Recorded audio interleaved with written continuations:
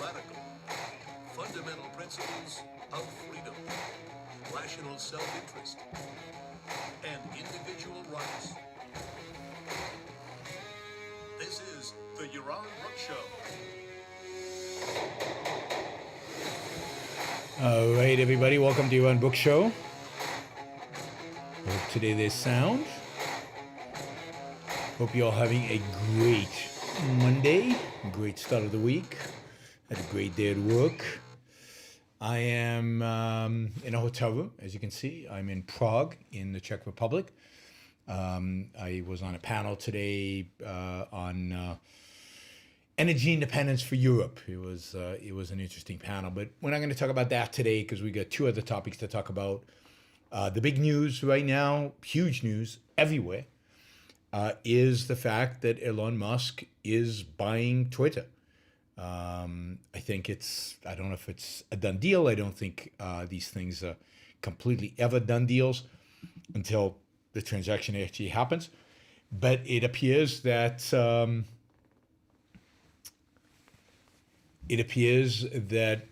Twitter board has accepted his offer, and he's got the financing, and now it's going to happen. I think that's fantastic. I'm super excited about this for a number of reasons. First, this is the way things are supposed to work. There's no question there's been growing dissatisfaction with Twitter from a variety of different people. Not only from the perspective of Twitter not really making a lot of money, shareholders not happy, Twitter stock has been down quite a bit. It's struggling to make money. It's struggling to figure out its business model. Beyond that, people are unhappy with Twitter as a business, as a platform. A lot of criticism of Twitter, dropping people from the platform. The algorithm suppressing certain people or certain points of view. By the way, criticisms about this from both left and right. It's not just the right that has been critical of Twitter, but people on the left have been critical as well. You've seen a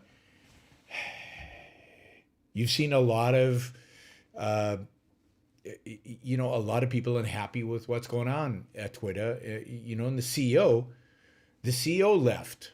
Jack, who was the CEO of Twitter, who probably wanted a platform, was probably trying to fight for a platform that limited what was said on it more rather than less. Less rather than more. So wanted less limitations of what was said on the platform. Ultimately left, I think, out of frustration of not being able to get his way. But also not being able to turn Twitter into a business model that made money and that satisfied the people who actually used it. So people have been complaining, people have been bitching, and generally there's been this massive complaining all over the place about social media and the dominance of social media and big tech and how horrible they are and terrible they are. And great. So people don't like them. It's certainly people's right not to like them. There's a mechanism by which you deal with it. Most people's motivation was, let's have the government step in and let's have the government regulate this. Let's have the government break up the big tech. Let's have the government do something about it. And that was always an evil solution. That was always going to make things much, much worse from every perspective, both from the perspective of society at large, the role of government, but also from the perspective of the service itself. Government is a terrible, horrible arbiter of these kind of things. Oh God, I see. I see that Harry Binswanger has his show on now as well. Sorry, I didn't realize that. I completely understand if somebody would rather listen to Harry than to me, particularly given that he's talking about Jordan Peterson. Much more interesting. I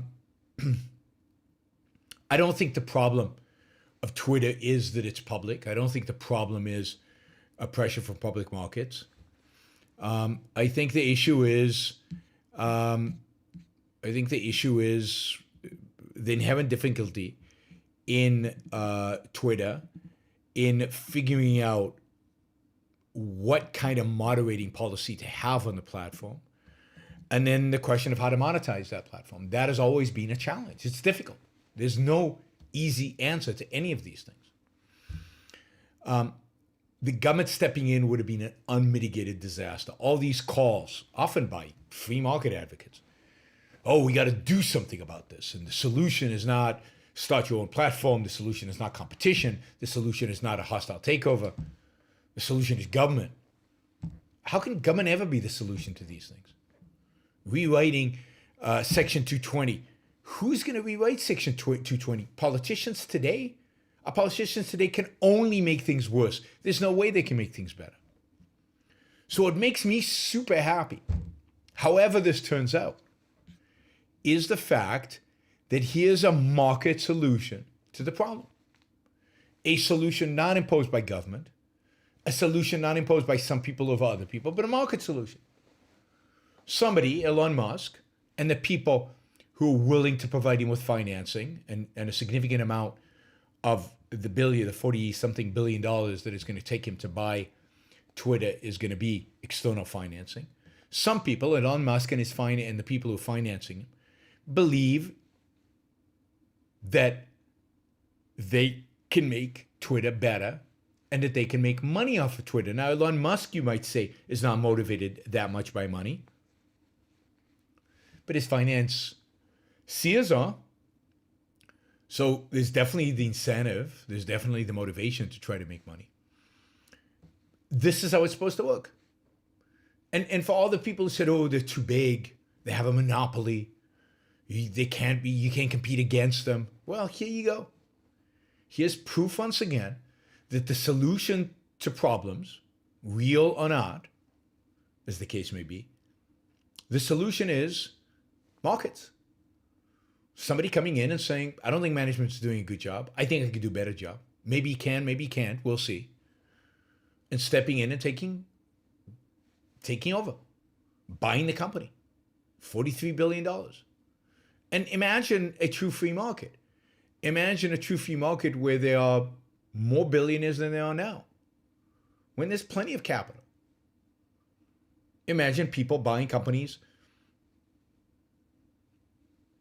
doing hostile takeovers because they think they can do things better, whether it's better financially or whether it's better from a speech perspective. So whether Elon Musk is good for Twitter or not, to me right now is irrelevant. To me, what's relevant right now is, wow, there was a problem, and free markets, not completely free, but even with a little freedom that we have today, provide a solution, provide at least an option. And now Elon Musk is going to have to prove himself. I think Twitter is going to be, in some senses, harder to crack, harder to figure out, harder to monetize, harder to please the customer than Tesla or SpaceX. I think Elon will discover that this idea of let everybody say whatever the hell they want on Twitter is very difficult to actually implement. It's very difficult to figure out what the standard should and shouldn't be. We'll see, right? We'll see. I hope I'm wrong. I hope Elon Musk figures it out. I hope they have a solution. I hope they have objective, clear criteria for who to have on the platform and who not to have on the platform. And that those criteria are objectively communicated, and people can make decisions based on those criteria, and that there are no real surprises in who gets dumped and who doesn't. But we will see. Elon Musk seems to be a believer in allowing more speech than less. I think that's a good thing on social media. I think that's a positive. I don't think Elon yet appreciates the complexity of the task in front of him. And I include here the complexity of monetizing this the complexity of making Twitter profitable and able to make money at it. So, good for Elon Musk, good for all of us, because if it brings about a better internet or a better experience on Twitter, or even if it doesn't, if it just gets rid of the myth that, we can't solve these kind of problems using markets. We can't trust the market to solve these kind of problems. We have to have central planning. We have to have government intervention. If it just gets rid of that myth, it will have been worth it. So, congratulations to Elon Musk. I think congratulations to financial backers. I hope that they land up making a lot of money off of this deal. It's going to be really fun to watch how this evolves. It's going to be really fun to see Twitter engage with the issues that Elon Musk is going to raise, to figure out what its path is going to be. It's going to be interesting to watch the internal discussion within Twitter. I think employees are going to leave. Some employees are going to leave. Fine. Right? I think one of the things that Musk will probably do is put Trump back on the platform. Okay, that'll be interesting. It'll be interesting who else he puts back on the platform. It'll be interesting to see if this move by Elon Musk ultimately reduces or increases competition to Twitter. What this does to Facebook and other social media platforms, potential social media platforms. Anyway, there's a lot of interesting stuff here. And I think often we get so involved in the outcome we would like to see. And I think here is a good case where the process of Musk buying it, hostile takeover, the Twitter board agreeing, and I think the Twitter board was swayed to a large extent by Jack, who was the founder of Twitter, the creator of Twitter, who left the company, but only owned like 3% of it, but made a lot of money from it in the past. I think to see how Twitter evolves now, to see people's response to all this, to a capitalist solution to their problem, is going to be fascinating. It's going to be fascinating. And then when Elon Musk comes out with his terms of service, when the new Twitter comes out with their new terms of service, what are they going to look like? How are they going to be different than what they are today?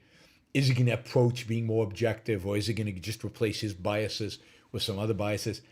All of that is fascinating. So I'm looking forward to it just because I think it's interesting and fascinating. I think Elon Musk is obviously a real character, somebody worth watching, somebody worth following, and therefore, generally super exciting in terms of what we can expect and kind of what's in our future. What's in our future as Twitter and as people who interact with Twitter. I use Twitter a lot, so it's great. It's great to see somebody like Elon Musk, an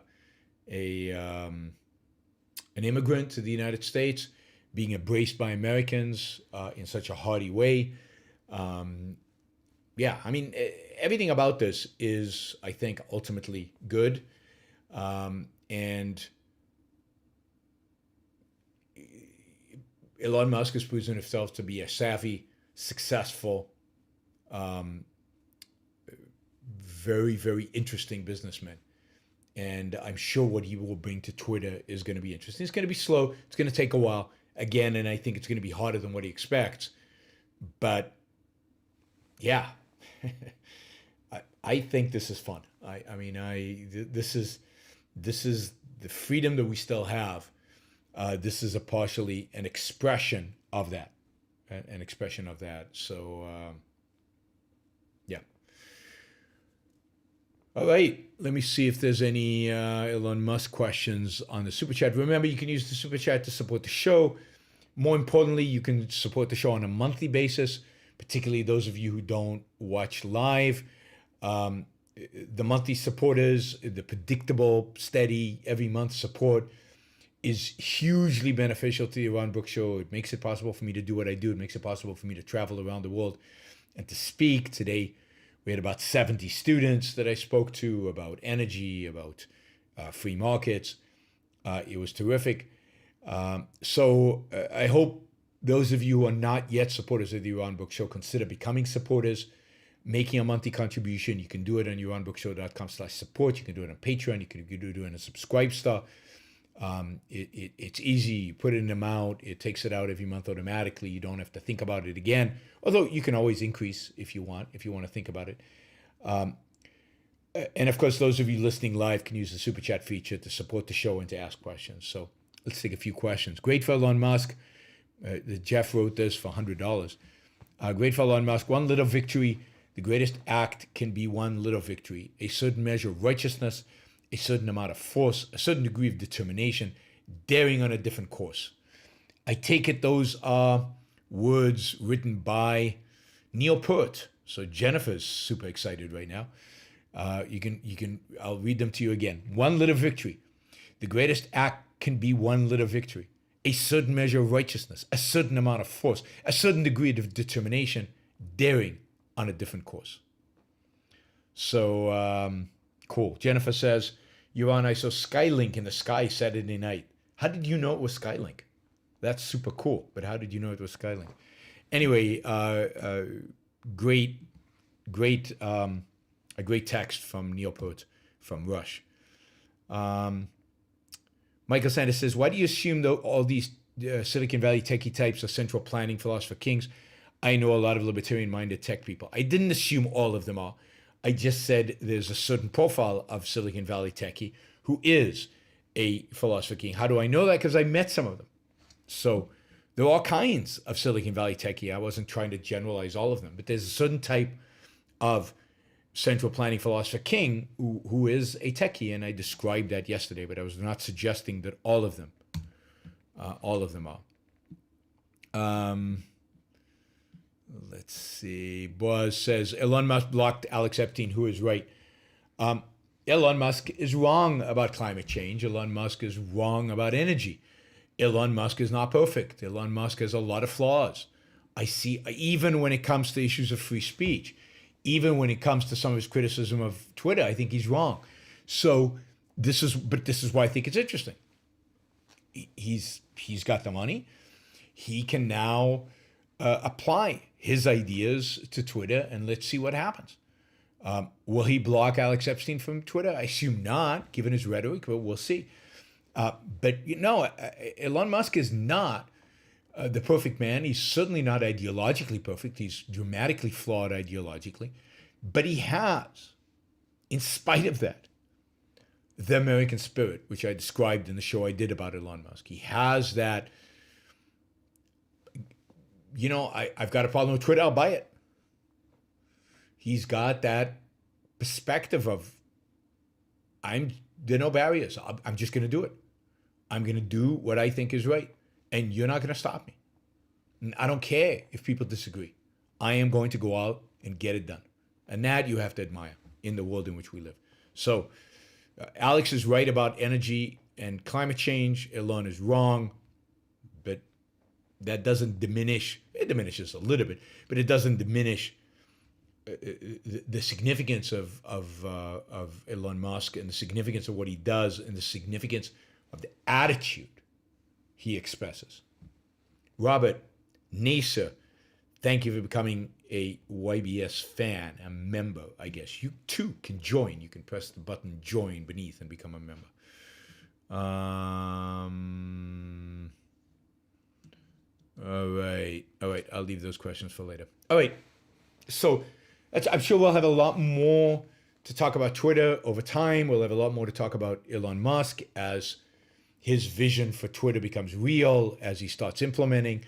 I think part of what Elon Musk will do is he'll play with the business model. He's not committed to kind of the original Twitter. So expect edit buttons and all kinds of other features, hopefully, that make Twitter just a better experience. And then, of course, his policies with regard to how he curates the content, how he chooses what to have and what not to have, how he says he's going to make the algorithm public. Is that possible? Does that really mean anything? and how that'll play out, and will the algorithm change, and how will it change? And he says he's going to get rid of the blue check mark. What does that mean? Does it mean anybody can go on there and self-identify as the Yaron Brook Show and post? I don't know. It's going to be fascinating to watch what he actually done. I like change. I like new ideas. I like people putting their money where their mouth is. There's nothing I don't like really about Elon Musk buying Twitter. Okay, switching gears to talk about Russia. And I'm going to do something I don't usually do on the show. I'm going to read you something. So Thomas Shoebottom sent me an email with an interview and really a quote. Paul Cohen asked what happened to Poison Pill. They basically abandoned the Poison Pill. So the board giveth, the board can take it away. The board basically decided to accept Elon Musk's offer and not use the Poison Pill. I think they were worried about how it was viewed by the marketplace. I think they were worried about lawsuits. I think they were hoping for somebody else to come in and bid. Nobody else came in to bid. Nobody else thinks they know how to make money at Twitter. They were hoping to negotiate a higher price with Elon Musk. He basically told them, as far as I can understand, this is it. This is the last price. Who knows what kind of legal action he threatened or what kind of financial action he threatened. Basically, they abandoned the Poison Pill and decided that in the interest of shareholders, they would take the offer. All right. So Thomas Shoebottom sent me an email linking to an interview. Thomas Shoebottom was often on the super chat, on the chat and super chat, who is a conductor in the Bay Area, and a cellist, really good cellist. And Thomas sent me this interview with a pianist, a very, very well-known, one of the best pianists of his generation, certainly, by the name of, I'm going to butcher the name, Evgeny Kissin, Russian pianist, born in Russia, trained in Russia, got his musical breakthroughs in Russia. His first concerts as a teenager were with orchestras in Moscow. So this is a Russian trained pianist, but one of the greats, at least of this generation, trained in, if you go back and you think of all the great pianists in history, many of them, a significant majority of them, I think, were Russian. Russia has, certainly in the 20th century, Russia's had this amazing program of teaching piano that has just been stunning and has generated from Vladimir Horowitz to Arthur Rubinstein. I think Rubinstein was a Russian, to many, many, many other great Russian pianists, and Evgeny Kissin is in that tradition. Anyway, Evgeny Kissin is doing a concert in Canada, and before the concert, he was interviewed about music and about the concert and about everything else.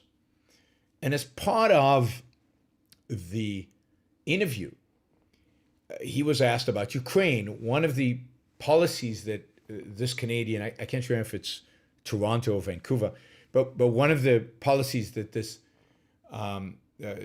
Canadian orchestra has is they won't right now invite a Russian to play with them unless the Russian has spoken out against the war. So if the Russian stays silent or is pro the war, this Russian orchestra will not invite them to come and play. So they asked Evgeny if he would be willing to make a comment on Russia and on the war with Ukraine. And Evgeny jumped at the opportunity and actually wrote a substantial essay about Russia, about some Russian history going back to the Soviet Union, which he grew up under, and about the attitude of the West towards Russia. And I have to say it's rare that I read something and the attitude of the person writing it is the right attitude. The details we might not agree on every single detail. But the attitude is so in line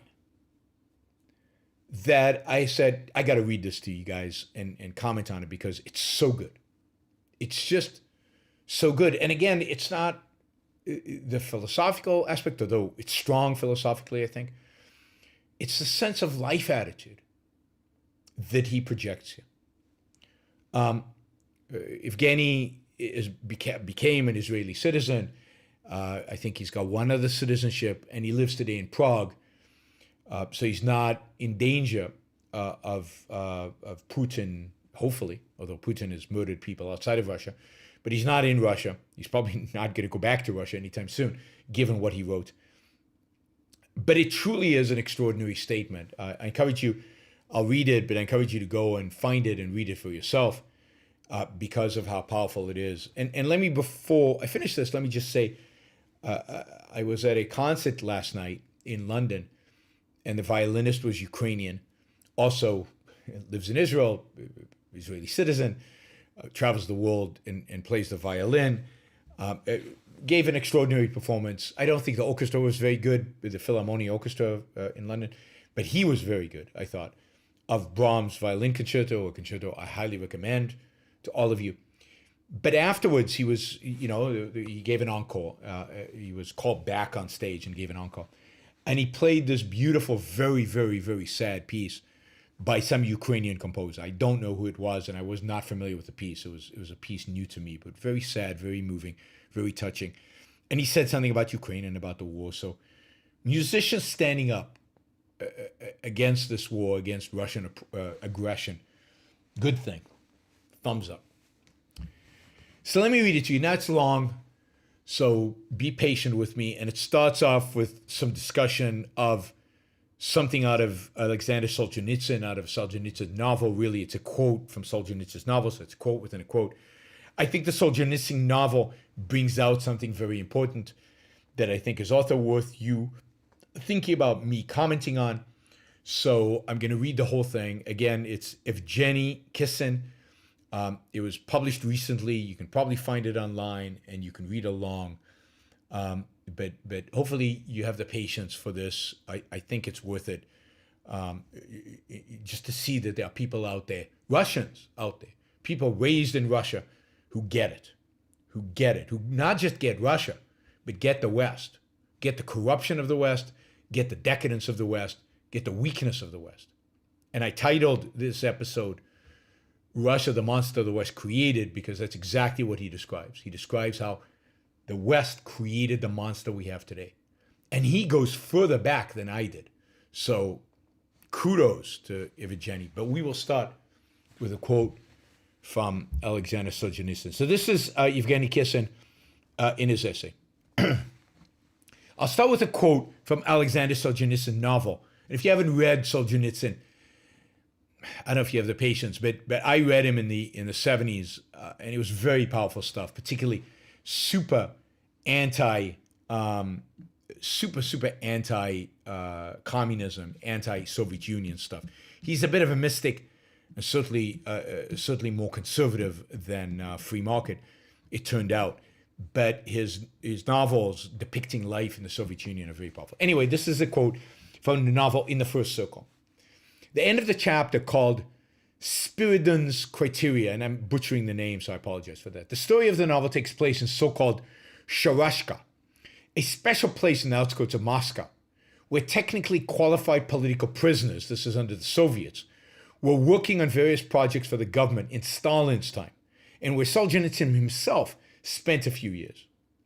One of the main characters of the novel, the young prisoner Gleb Nezin, whose prototype was the author himself, is going through a period of soul-searching and becomes close to another prisoner, an old peasant by the name of Spiridon. Finally, Nezrin expresses to Spiridon his thoughts and doubts and ends with the following question. And now he's going to quote the question and the continuation almost until the end of the chapter. Quote, Can anybody on earth possibly make out who's right and who's wrong? Who can tell us that? Spiridon's frown had disappeared, and he answered as readily as if he'd been asked which guard would be on duty next morning. I can tell you, killing wolves is right. Eating people is wrong. What? What's that you say? The simplicity and certainty of Spiridon's answer took Nezin's breath away. Just that, Spiridon said. The wolf killer is in the right. The man-eater is not. Gleb's face felt warm breath from under that mustache as Spiridon leaned close to whisper. Gleb, if somebody told me right now there was a plane on the way with an atom bomb on board, do you want it to bury you like a dog here under the stairs, wipe out your family and a million other people? Only old Daddy Whiskers and their whole setup will be pulled up by the roots so that our people won't have to suffer anymore in prison camps and collective farms and logging teams. Spiridon braced himself, pressing his tense shoulders against the stairs as though they threatened to collapse on him, with the roof itself and all Moscow to follow. Believe me, Gleb, I'd say, I can't take it anymore. I've run out of patience. And I'd say, he looked up at the imaginary bomber, I'd say, come on then, get on with it, drop the thing. Now, before I continue reading Evgeny Kissin's rest of his article, just the rest relates to this, but it's not directly.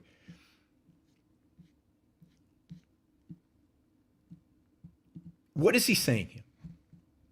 The character is basically saying life is so bad under communism.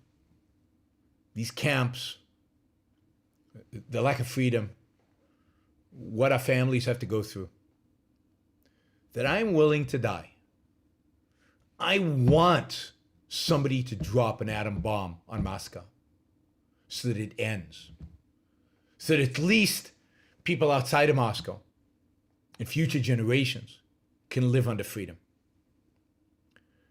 Now, that is the attitude of a true freedom fighter. If you think about the underground in France under German occupation, they often encouraged the West to bomb even though they knew they were putting their own lives at risk. If you think about freedom fighters throughout history, putting their life on the line for what? Knowing that they would probably not to live to see freedom, but knowing that life under slavery was not worth living, knowing that freedom was a cause worth fighting for, worth risking life for. See, here's Solzhenitsyn in communist Russia, expressing the idea that for us Russians, it's better that you drop the bomb. It's better that you drop the bomb. It's better that you end this horror that is the Soviet Union. That kind of moral certainty in the evil of the regime you live with is maybe only possible for the people, not only possible, maybe is only prevalent among the people who actually live in that regime. Because from the outside, people don't. And this is what Kissin writes in continuation. He says, I understand that it may be surprising and even shocking for many pacifist Westerners. But at the time when millions of useful idiots in the West were demonstrating for disarmament of their own countries in the face of the communist monster, believing that the Americans and the free world in general were at least as bad as the Soviets, if not even worse. I'll note that people like Murray Rothbard fall into that camp, believing that the America and the free world in general were at least as bad as the Soviets, if not even worse. At that very time, we in the evil empire, behind the Iron Curtain, were secretly reading the above lines in some Samivdat. We remember Spearden's criteria to this day. And it has always been clear as daylight to us who the wolf killers were and who the man-eaters were in the world.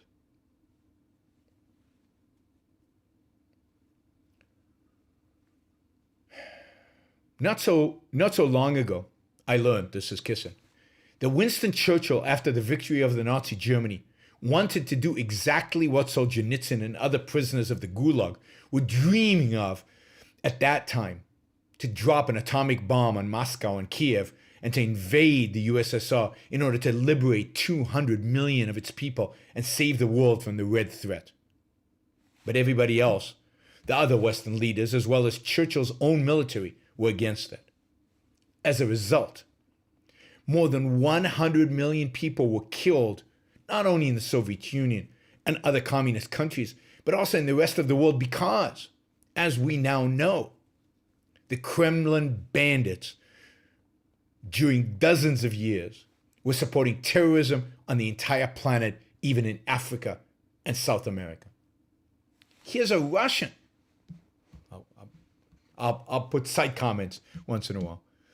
Here's a Russian saying, you should have taken out the communists in 45 when you had a chance. Many Russians would have died. Using a nuke would have destroyed some major cities. But the world would have been a freer place.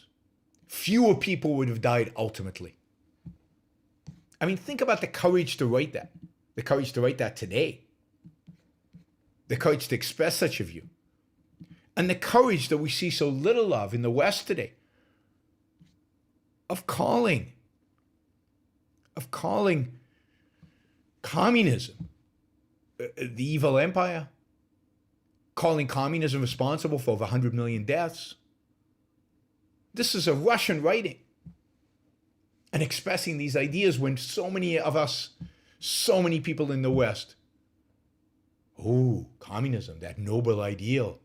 Ooh, America, the imperialist. America built on slaves. America, the evil country. No.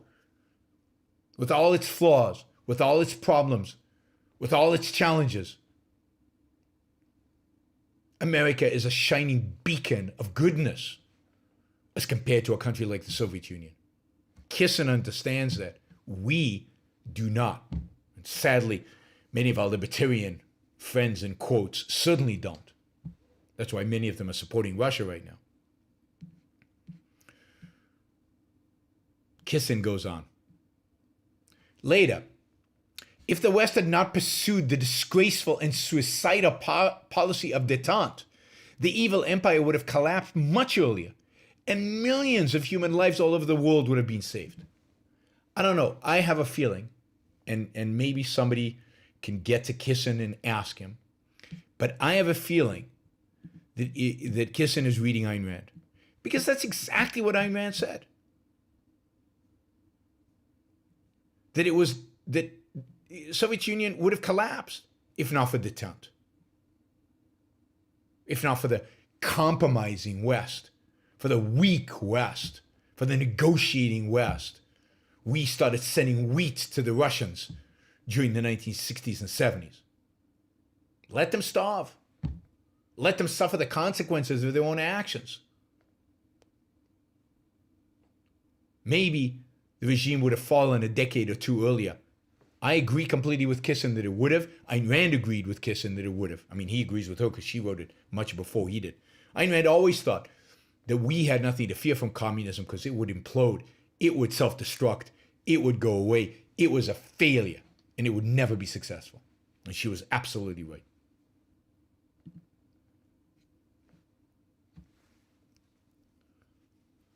So he's going back to World War II. We could have gotten rid of the Soviets. We didn't. The West was weak. Then we negotiated with the Soviets. We gave them food. We engaged in détente. The West was weak, emboldened them. Millions of people died as a consequence. He continues. I'm saying all this because it's perfectly clear to me and other people of my circle. If the West had applied the same sanctions against Putin's regime as it is applying now, 8 years ago, after the annexation of Crimea, there would have been no war in Ukraine now. I'll tell you even more. Had the West applied such sanctions in 2008 in response to Putin's invasion of Georgia and the de facto annexation of South Ossetia, Putin would not have annexed Crimea 5.5 years later. And maybe by the time he would be no longer in power. And more. If the West had applied some sanctions back in 1999-2000 in response to the genocide in Chechnya, there would definitely have been no invasion of Georgia and Ukraine.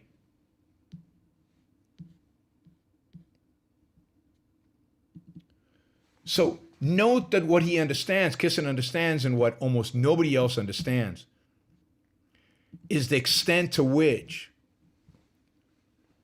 the West, in its weakness, in its pretense of moral equivalency, in its meekness, has emboldened the Russians, have emboldened the fascist regime of Vladimir Putin to ever more and greater military adventures, to ever more and greater violations of the rights of its neighbors. Kissin again. In his speech that was broadcast on Russian TV just before the invasion of Ukraine, Putin claimed that the West had been very unfair towards Russia, quote, even under the extreme openness of Russia in the 1990s. That statement did not surprise me because I know very well who Putin is and what one should expect from him. However, what does surprise me a lot is that there are people in the West, some on this chat, there are people in the West, one said, I lost my place, that there are people in the West, people of firm democratic convictions, who share this view, that the West behaved too much like the winner of the Cold War. For me, and this is so cool, for me and my friends, the exact opposite is the obvious. The West did not behave like the winner of the Cold War. And that's why we are having all these problems and tragedies now. After the Soviet Union ceased to exist, why on earth did Russia inherit its seat in the UN Security Council? I understand that after World War II, it was probably difficult to avoid giving that seat to the Soviet Union. I disagree with that. I don't think there should be a UN or the Soviet Union should have never been in the UN Security Council. But okay. But why was it given to Russia after the evil empire collapsed? It should have been given to a deserving democratic country, like, for example, Canada or Australia or Japan. And now we all see what problems are arising from it. After the fall of communism, the West should have done to Russia what it did to Germany after the fall of Nazism. Communist leaders should have been tried by an international tribunal. The West should have forced Russia to outlaw the communist ideology, literature, and symbols, to build dozens of memorials to the victims of communism, to repent constantly, and to pay reparations to the numerous victims of the Kremlin bandits, Jews, Ukrainians, Estonians, Latvians, Lithuanians, Georgians, Poles, Czechs, and many others. The fifth columns in Ukraine and the Baltic states should have been transferred to Russia in the same way as the Germans of Sudetenland and Silesia were transferred to Germany after World War II. The West didn't do any of that. In other words, it didn't penalize Russia for the Soviet Union. And the post-communist Russia, under the ex-secretary of a regional committee of the CPSU, Boris Yeltsin, immediately starting pursuing a foreign policy contrary to that of the West by supporting Milosevic, you remember, in Serbia. Less than a year after the collapse of the Soviet Union, when Russia was in ruins, its foreign minister, Andrei Kozyev, whatever, who was considered to be a great liberal, in quotes, had the chutzpah to state in an interview to the Frankfurt newspaper, quote, the language of lecturing is inappropriate in conversation with Moscow. And the West swallowed all of that. It just swallowed it. It deemed Russia as its equal. Then he says, then the, quote, democratic Russia perpetrated the ethnic cleansing of Georgians in Abkhazia took away Abkhazia from Georgia, and the West allowed Yeltsin to do that and continued to support him. Even after the first war in Chechnya, which killed 80,000 people, the West didn't go beyond verbal criticism, didn't subject Russia to any sanction. These are facts, sad and shameful facts.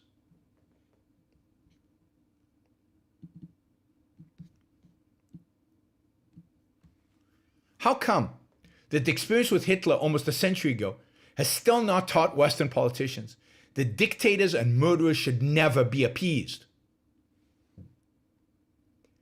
That is worth reading again from Kissin. How come that the experience with Hitler almost a century ago has still not taught Western politicians that dictators and murderers should never be appeased, but confronted more decisively and by all possible means? That it is not only the right, but the moral duty of the West to do so. Otherwise, it becomes responsible for the crimes it encourages dictators to perpetrate. When the foreign minister of Putin's Russia dares to say to the British Prime Minister, "Who are you to fucking lecture me?" the latter should respond, "Watch your language, sir. I'm the foreign minister of Great Britain, the eldest democracy of the world, a great democratic party, whereas you are an official of a criminal authoritarian regime, and therefore you and your cronies should be grateful that we are only lecturing you and not destroying you." Wow. After all the experience of the 20th century, which demonstrated almost most clearly where any deviations from freedom and democracy, communism, Nazism, fascism, clericalism lead to, does it still need to be explained that the West, with all its faults and imperfections, is the best society on the planet, and that everybody who dares to oppose it, let alone counter the West, the scared principles of the sacred principles of freedom and democracy, is a shit which, like every shit, deserves only one thing: to be flushed down the toilet as quickly as possible so that it would not stink and not spoil good people's lives. This is a classical musician. This is brilliant. I must say that it became a grave disappointment for me when I realized a number of years ago that the Western principles, the Western ideals, the Western international politics are not the same thing. That most Western politicians for dozens of years have been betraying their own ideals and principles. Another striking example of this is that since the democratic state of Israel has created, opportunistic Western politicians have been forcing their natural ally to make concessions to anti-democratic enemies who have always been determined to destroy him. Now I can only say to them, if you don't do everything to help the brave Ukrainian people to win this war, to drive the aggressors and murderers out of their country, history will never forgive you. Standing ovation. I mean, that is amazing, powerful, true stuff. Now, again, I don't agree with everything. Not everything is on the same level. But the answer of what the foreign minister of Great Britain should have said to the Russian, "Who are you to lecture me? I'm the foreign minister of Great Britain, the oldest democracy in the world, a great democratic party, whereas you are an official of a criminal authoritarian regime, and therefore you and your cronies should be grateful that we are only lecturing you, not destroying you." I mean, that's what the West needs. That's what it needs. When he writes, after all the experiences of the 20th century, which demonstrated most clearly that any deviation from freedom, communism, Nazism, fascism, clericalism, which is, what do you call it? Anyway, clericalism, that's Iran, lead to, does it still need to be explained that the West, with all its faults and imperfections, is the best society in the planet? And that everybody who dares to oppose it, let alone counter the West, the sacred principles of freedom and democracy, is a shit, which, like every shit, deserves only one thing: to be flushed down the toilet as quickly as possible so that it would not stink and spoil good people's lives? Oh, God. If we had politicians who understood this, who had the balls, the courage to stand up to the shits of the world, to the authoritarians of the world, to the dictators of the world. It wasn't, by the way, only Churchill who wanted to rid the world of communism after World War II. It was General Patton as well, who was commanding the Allied forces in Europe at the time, and it was obvious while he was in Berlin that he was trying to instigate a war with Russia because he knew the politicians wouldn't allow it. So he thought that he could maybe get Russia to do something horrible that would force their hand to fight on. But at every opportunity the West is appeased, at every opportunity the West expresses the fact, this is multiculturalism, that the West is no better. And again, there are libertarians, there are people in this chat who believe that, who think Russia is just another country, who believe that that the West is no better, that FDR was no better than Stalin, as critical as I am of FDR. He was much better than Stalin, a million light years better than Stalin.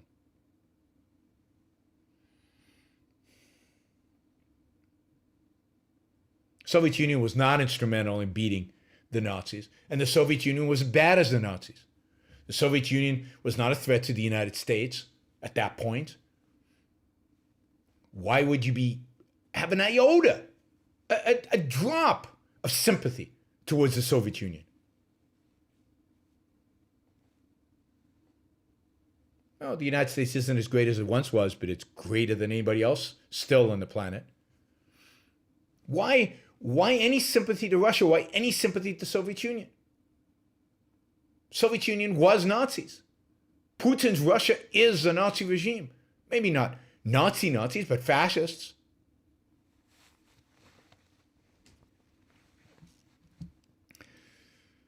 So I think that was brilliant. I am looking forward to buying a bunch of music played by Evgeny Kissin, because I'm sure I enjoy it, but more than that, but also because I want to support him now. I've become a fan of his ability to play the piano, but also now a fan of his intellect, a fan of his passion, a fan of his understanding of the West and the value that it represents and the evil every single alternative out there to the West represents. Stephen says, somebody asked, where are the supporters of Russia out there? Well, Stephen puts $5 behind the statement saying, Russia is justified. U.S. is attempting regime change and arming Nazis. The technical term for that statement is bullshit. Russia is not justified. Russia is the aggressor. The U.S. is not attempting a regime change. The U.S. wouldn't know how to attempt a regime change even if it wanted to. There is no regime change. The Russian regime is not under threat. And the only Nazis there are Nazis in every country, but the only Nazis that I see on the battlefield right now are the Russians, raping and pillaging and killing civilians. So no, the difference between good and evil is clear here. And while Ukraine is not perfect, while Ukraine is not ideal, while Ukraine is not amazing, Ukraine are the good guys, Russia are the bad guys. And that is almost self-evident. One country invaded another. One country invading the others, raped, pillaged, and destroyed. The other country's trying to defend itself. Good guys and the bad guys here. Who are the wolf killers? And who are what was the term he used? The eaters of man, eaters of babies, the eaters of man are the communists, the fascists, the Putinists. The killers of wolves, who are justified, are the Americans, are the Ukrainians.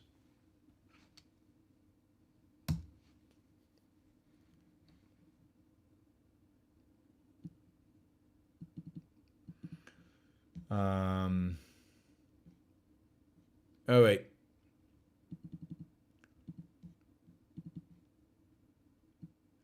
Rue Downs asked, do you think communism is getting a pass in this war because Putin is so evil? I don't know where communism is getting a pass. It doesn't strike me that communism is really playing a role here. Putin is not a communist; he's a fascist, and I don't see communism getting a pass. Communism got a pass when the Berlin Wall fell. We thought, oh, we won. Who is we? We don't need to do anything. We don't need to highlight the evils of communism. We need to stick their nose in the damage that they've done. We don't need to do anything about communism. Well, because most of our people think that communism is this noble ideal. So, yeah, I mean, I don't think that the current conflict is a current conflict that that requires really discussion of communism, because doesn't really involve communism. Lawrence says the only Nazis I see are the Azov Battalion and the right sector, which are part of the Ukrainian National Guard. Yeah, there's some neo-Nazis in the Ukrainian National Guard. My guess is there's some neo-Nazis among the Marines. There are neo-Nazis in Russia. There are plenty of neo-Nazis in the Russian military. If you follow, you can find lots of pictures of Russian special forces with a bunch of neo-Nazis labels on them. They are bad people on all sides. But who's in the wrong and who's in the right here? And clearly, Russia is in the wrong here. Ukraine is not an ideal any more than the West is an ideal. The West is better than Ukraine, but Ukraine is not the ideal. But Ukraine is a million times better than Russia. Ukraine banned a lot of political parties. Ukraine is not an ideal of democracy. But Ukraine, I've been to Ukraine. I've spoken in Ukraine. I've been to Moscow. I've spoken in Moscow. The difference is almost night and day. Russia was an oppressive regime that limited speech, where you felt the eye of the state upon you. It had the boot at people's necks. Ukraine was a floundering, corrupt country. But there was no boot, and there was no limitation on what I could say. It's no accident that Atlas Shrugged was the best-selling book in Ukraine in 2015 and 2016. So, and Ukrainians were terrible to Jews in the past, but the fact is that in spite of their neo-Nazis there, the fact is that the president of Ukraine is a Jew. A Jew. I don't think neo-Nazis elect Jews as president. So anyway, I'm going to ignore the neo-Nazis on the chat accusing Ukrainians of being neo-Nazis. Let's see other super chat questions. We're at about 222, so we've got about $400 to go to get to our magic $600 per show. I've been to Ukraine. I love Kiev. I love the Ukrainian people. I loved Ukraine. I cannot say the same for when I went to Russia. Russia, both St. Petersburg, but particularly Moscow, were oppressive places, dark places, places where people were worried about what they said. I called Putin a thug in one of my talks. This is, 6-7 years ago. And people immediately say, oh, you have to be careful. Don't say that. Don't say that. You might not be able to come back to this country. Don't insult Putin. And I said, and I was shocked because I still had this imagined that Russia was mostly free. I said horrible things about Ukrainian politicians to Ukrainian politicians, and it didn't make any difference.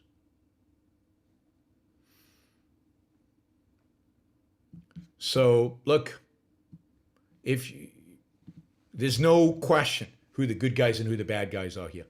No question. And Putin has always been a thug. Putin has always been a little monster. Putin has always been a mystic, nationalist, Russian empirist. He's the bad guy.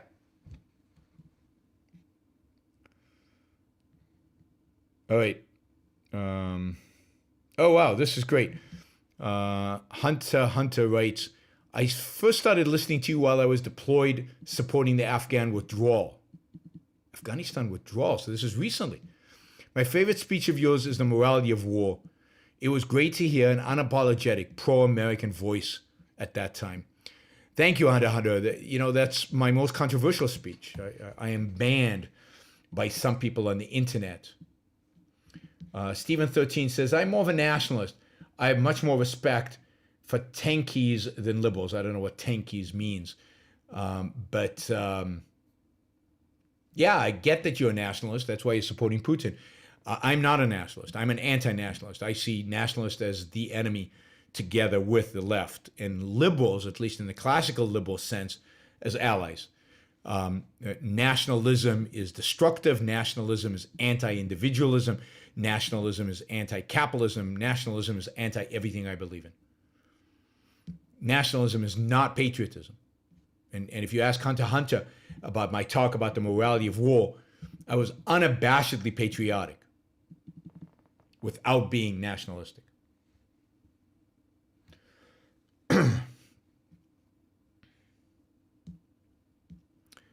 Boaz asks, if Putin dies, will the war be over? I think so. I think if Putin dies, then Russia has an out. Look, Russia's losing this war. Maybe, it's obviously its campaign in the north, they had to completely retreat because they were losing so badly. We'll see what happens in the east. But more importantly, Russia is losing the war in the sense that Norway and Sweden might join, Finland and Sweden might join NATO. That'd be a huge loss vis-a-vis Russia. It's losing the war economically. The Russian economy is going to be devastated. It's going to be crushed. Russia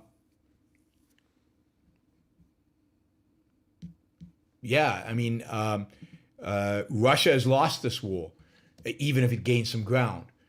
I think if Putin dies, they can stop the war, blame it on Putin, and still get out of it without too much shame and embarrassment. Laris says, nationalists believe that the individual belongs to the nation, not for himself. I assume Lernis is a nationalist. Yes, they do. That's exactly what they believe, and that's evil. That is evil. The individual does not belong to anybody or anything, and as such is evil.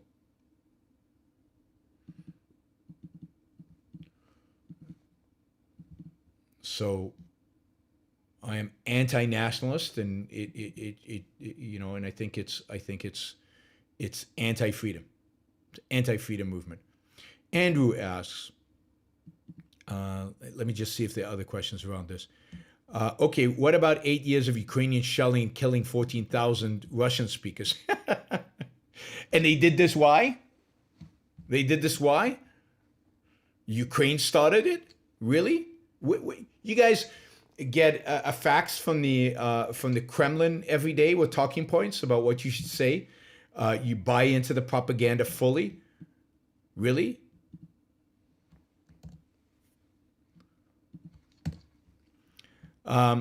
Free Trade says, I'm trying to send you a link to YouTube Rejects. It's a piece from Russian state mouthpiece Novesky outlining the plans to eliminate Ukraine. Yes, I've seen similar stuff.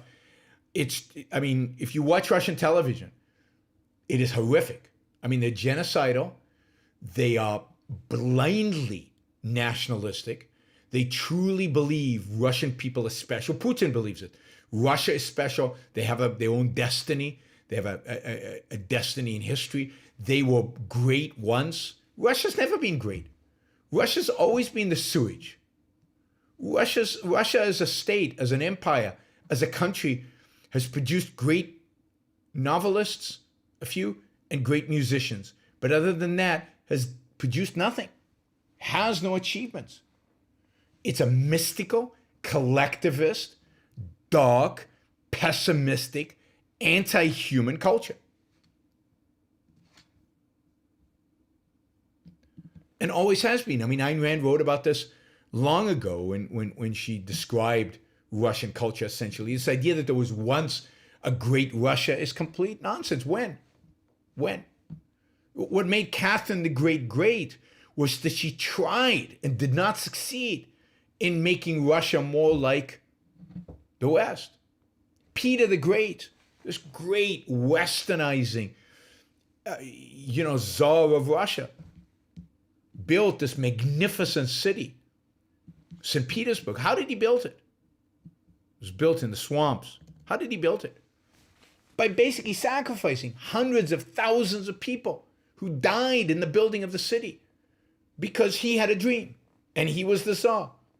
And he could take all these people and slave labor, force them to build a city. For whom? For himself. For his own grandeur. He's a pyramid builder, a monument builder, as Ayn Rand described it. Russia has never been great.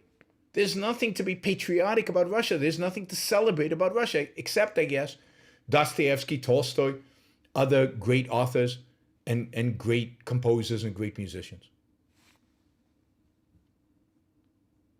Jacob, thank you for the support. Really appreciate it. And yet, this is the Russia they want to resurrect. This is the great Russian Empire that they once had. What? What greatness? But this is what Russian television is feeding Russians. And the fact is, Russia needs culturally to be eviscerated. See what happened in Japan and the way Japan got over its homicidal culture is it was defeated. It was crushed. It was unequivocal. We crushed it. That should have happened to Russia. At the fall of the Soviet Union, before that, it should have happened to Russia. Instead, the Russians are treated like they were legit, free, successful country and that the Soviet Union was nothing. Who cares? Not a big deal. Noel, thank you for the support. Really appreciate it. Of course, Ayn Rand was produced in Russia, but Ayn Rand was self-produced.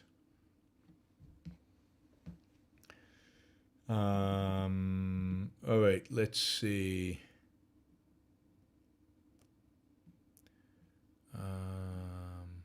Are there any benefits to the oligarch structures? No, none, zero, none, nada. It's statism, central planning. It is thievery and rule of gangsters. I advocate for capitalism, for freedom, for competition when it arises, for collaboration when it arises. I'm for people making voluntary choices. Oligarchs are oligarchs by force. So no, force is never appropriate in human relations, unless you're in war, right, of self-defense.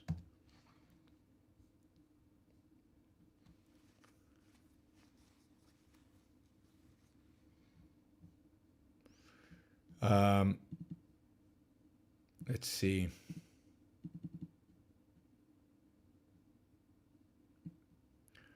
Morgan says, we had Andrei Borenko come to Edinburgh and conduct Shostakovich's Fifth Symphony.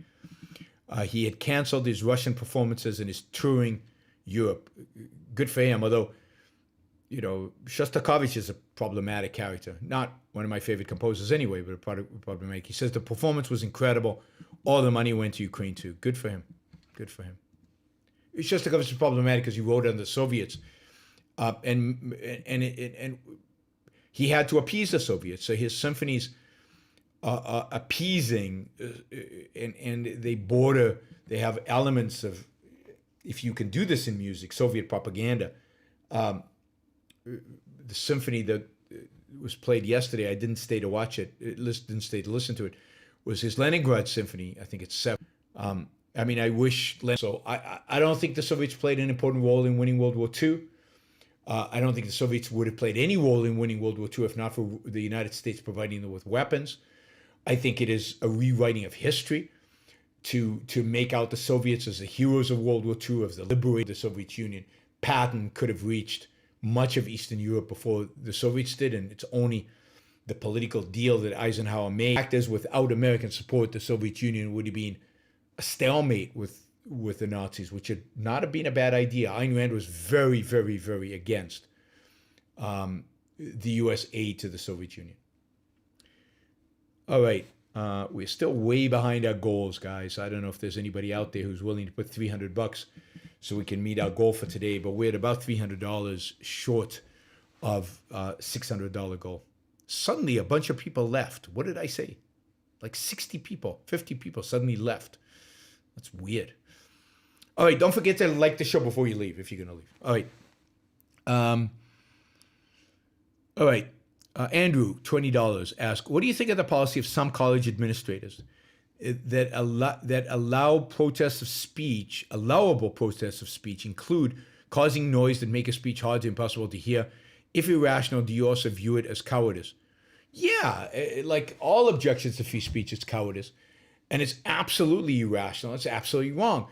We recognize the fact that noise can be force. For example, we have ordinances about noise levels. If you blast your stereo at 4 a.m. and you keep me awake, that is force. And if I'm giving a lecture, legitimately, invited by a group, the university's invited me, I'm legitimately giving a lecture in a sense, it's my space. You can't come in there and interfere with my ability to deliver a talk. That's violating my free speech. And it's violating the right of assembly of those people who've come to listen to the speech.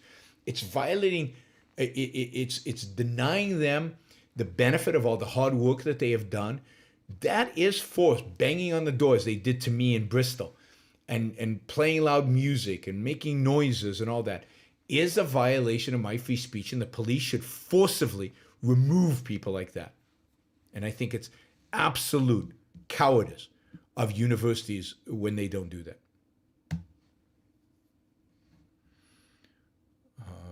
Jennifer can blast Rush at 4 a.m. if you're not affecting the neighbors, sure. All right. I've got 1, 2, 3, 4, 5 questions. I'm going to do them pretty quickly. If you want to ask a question like Stephen just did, now's your opportunity. We're still shooting for the $600 mark. So if somebody out there is willing to put $100, $200, $300 in a question, that would be great. RDF says, great episode. Thank you, RDF. Okay, Stephen asks, I have a crucial question. How did these Putin-loving nuts find your show? Can't they find a street corner to shout from instead? Some of them claim to be Ayn Rand fans. Some of them think they're pro-capitalist. Many of them are libertarians, libertarian nationalist anarchists, which is a bizarre combination that can only come out of the von Mises Institute in Auburn, Alabama. But yeah, I mean, the von Mises Institute, a kind of American nationalist, kind of ambivalent, kind of semi-pro-slavery, it's certainly pro the South's right to have slaves. Pro-Putin. Remember, Ron Paul is pro-Putin. Many of these are Ron Paul fans. Anarchists, nationalists, which is like the most bizarre combination. But what unifies all of that is they hate America.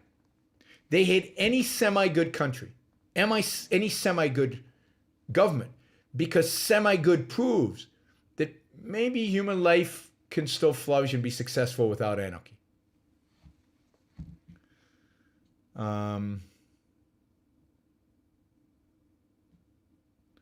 So Cook says, it is a good sign that many on Twitter today are celebrating the hostile takeover of a corporation by a billionaire while dunking on Robert Reich. This is the question you should ask yourself. Would the people celebrating the hostile takeover corporation by a billionaire be celebrating if that billionaire's name was George Soros? So I am suspicious of all of Elon Musk's newfound friends. I am suspicious of the so-called advocates of free speech who are celebrating this or celebrating capitalism or celebrating hostile takeovers. They're disingenuous. Many of them are disingenuous. If Soros was buying Twitter, they would not be celebrating hostile takeovers, the wonders of capitalism, freedom.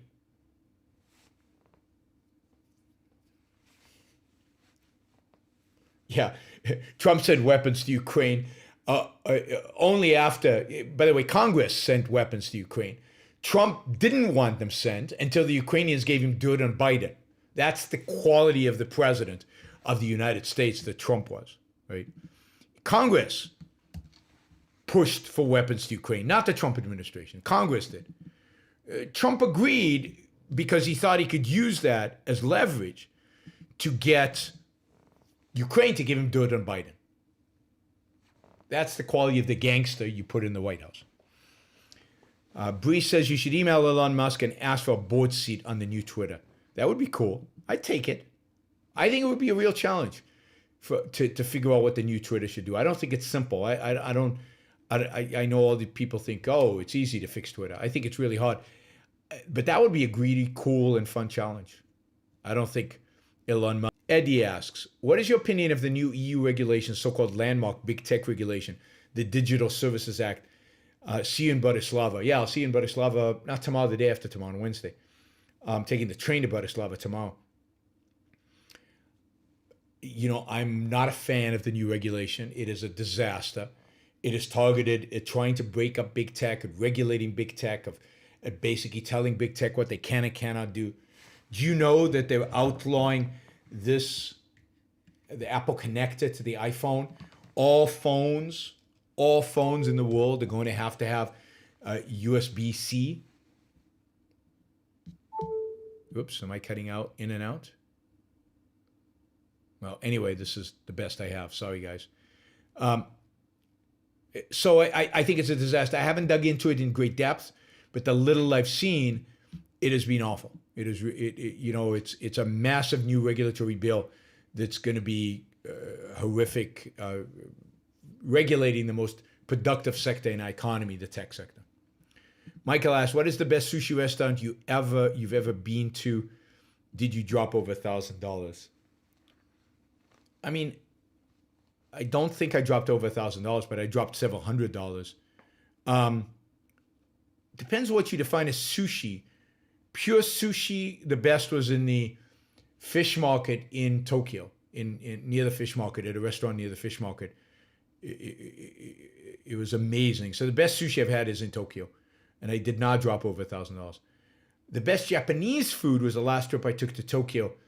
I think we ate at a restaurant called Nawiska, something like that, and it was just amazing. Food was so good, and that probably cost close, not for one person, but for two people, probably close to $1,000. James G writes, will South America and Africa ever embrace capitalism? Ever is a long, long time. I think so. It is odd that Argentina used to be extremely wealthy. Now it isn't even in the top 50 countries in the world. Great to see you back in action. Yeah, I mean, if you go back to 1914, Argentina was as rich as the United States on a per capita GDP basis. Today, it's a quarter of the United States on a per capita GDP basis. You'd think that people would have figured that out. You'd think people would have figured out, okay, the United States did something right, Argentina did something wrong, what is it? But it has no impact.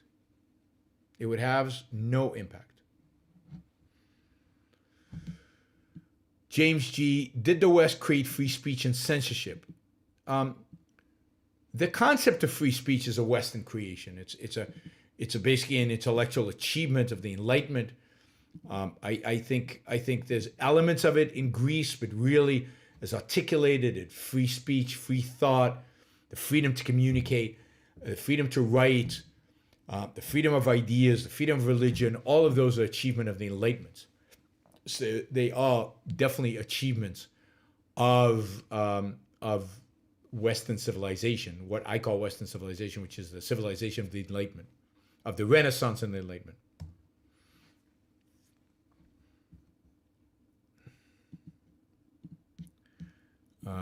Jacob writes, for yesterday's show, it was inspiring. Life has been 60, 70 hours a week for the past 7 months, and being on call 24/7, so it was much needed. Thank you. Jacob, I really appreciate it. I'm really, really happy to see that my Rules of Life shows have an impact on people's lives, that you guys really appreciate them.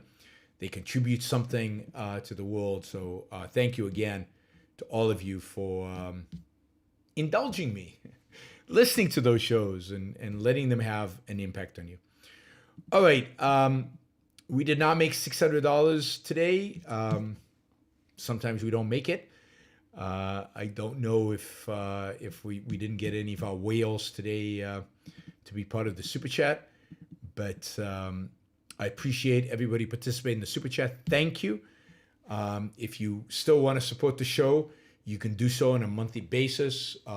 by going to Yaron Brook Show, or you can do it as a one-time basis on PayPal, yaronbrookshow.com/support, Patreon, or Subscribestar. You can make any kind of contribution you want. If there are people out there who are listening to the show who do not support it monthly and can do something like $100 a month, that would be amazing. I need to get a number of people to support the show at $100 a month. We need to grow. We need to grow the support, and I really need some of you. There are hundreds of you, thousands of you, who listen to the show regularly who do not support it financially. So I would really appreciate it if you became a trader, value for value, you're getting value for the show, you're expressing the fact that it's a value by listening. It would be great if on top of that you also supported the show financially. Thank you. All right. I am gone. I'm not sure exactly when the next show will be. Maybe tomorrow, but tomorrow's probably going to be... tomorrow's a late day for me, so it depends on how tired I am. So we'll see. Maybe it'll be at midnight Bratislava time. I think that's when I get free tomorrow. I've got a bunch of business calls late at night or in the early afternoon in California. I'm taking the train tomorrow to Bratislava, but I only speak there on Wednesday. All right, everybody. Have a great night. I hope you enjoyed today's show. I hope you support the pianist Kissin. I hope you go look it up and read it for yourself. We need more artists like him. We need more musicians and more artists standing up for the good, standing up for values, standing up for right, and standing up to evil. Good for Kissin. I'll see you all in